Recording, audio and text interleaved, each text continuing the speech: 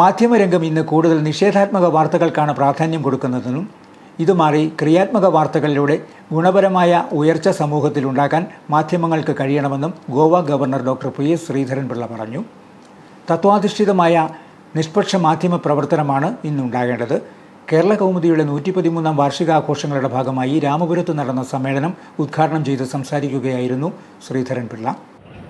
ഇന്നത്തെ എല്ലാം നെഗറ്റീവിസ്റ്റിലേക്ക് പോവുകയാണ്, നിഷേധാത്മകതയാണ്. ഞാനും ഒരു രാഷ്ട്രീയ പ്രവർത്തകനായിരുന്നു, വ്യത്യസ്ത രാഷ്ട്രീയ പാർട്ടിയുടെ ആളുകളുണ്ട്, അതുപോലെ വ്യത്യസ്ത ജാതി മതവിഭാഗങ്ങളിൽപ്പെട്ടവരുണ്ട്. ചരിത്ര പ്രാധാന്യമുള്ള രാമപുരത്ത് ഒന്നിച്ചു കൂടുമ്പോൾ വെരി പോസിറ്റിവിസം, ഗുരുദേവനാൽ അദ്ദേഹത്തിന്റെ അനുഗ്രഹാസനോട് തുടങ്ങിയ ഒരു പത്രം, ആ പത്രത്തിന് പോസിറ്റിവിസത്തിലേക്ക് പോകാൻ സാധിക്കും. സമൂഹത്തിലെ വിവിധ മേഖലകളിൽ പ്രാമുഖ്യം തെളിയിച്ച 20ഓളം പേരെ ഗവർണർ പുരസ്കാരം നൽകി ആദരിച്ചു. ഇതോടൊപ്പം കോട്ടയം ജില്ലയിലെ മികച്ച 12 കുടുംബശ്രീ യൂണിറ്റുകൾക്കും ഗവർണർ പുരസ്കാരങ്ങൾ നൽകി.